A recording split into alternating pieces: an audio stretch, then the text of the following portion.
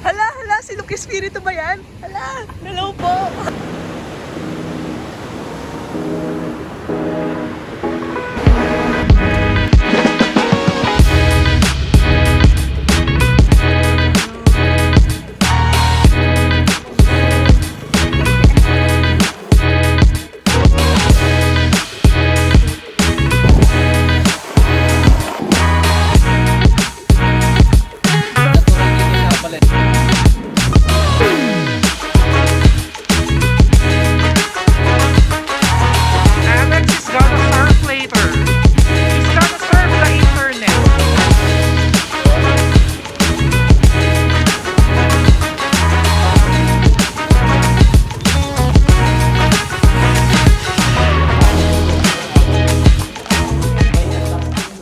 Imagine mo, pumunta ka ng Baler, hindi ka kumain ng seafoods.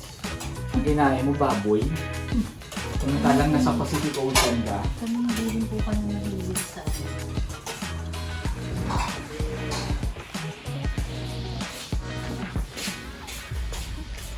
Wow! Yan yung mga masasarap na kuwan eh. bagong... Ano ang suka nyo, Kapining, dito? Ay! Masarap ang suka namin. Sukang duga. Yan ang the best! Nako, tataba ko dito, Kapining.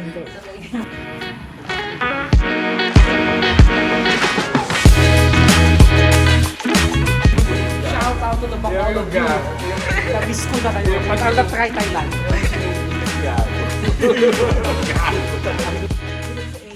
Dito ba nagsasantay? Dito?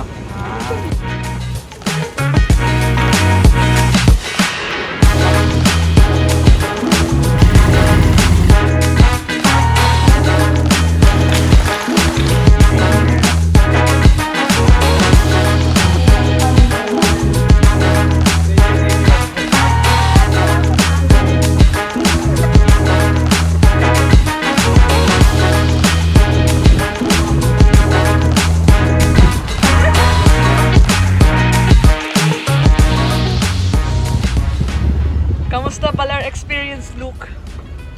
Baler experience is great because the people are great. And the only thing that's not great are the commercial areas being created where our elite are now making money out of nothing. Out of turning our seashores into money. Building their hotels where it should not be built. Dahil hindi mo pwedeng private property dun eh. It's the only bad thing about it. But you know, businesses owned by the locals, like where we stayed, the best. It's protective of our environment. So hindi lang profit dapat, di ba? Okay. I mean, also the people that entertained us, the priest, the church, the Vicariate of Infanta and Baler. They're great. Si Father Olet,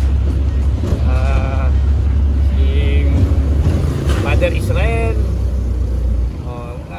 mga MSK, munting sa sambayan ng munting simbahang munting simbahang Kristiyano o sambayan ng Kristiyano. Ayun nga yung tanong ko sa kanila, ano bang MSK? Marcos supporter kami? Hindi. Talagang vehement yun. So, aalis na tayo, babalik na tayong Maynila. So, this is our last view of that city that amazed us for a day. Kaya, it was a long day, no? Oo nga eh, very long A day. long 24 hours for us. That is Many things happened. We met several people.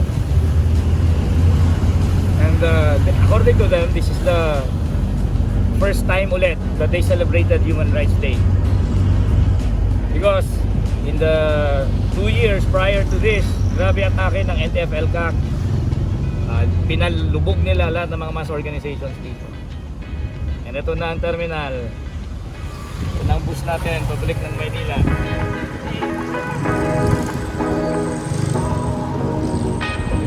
Kapit na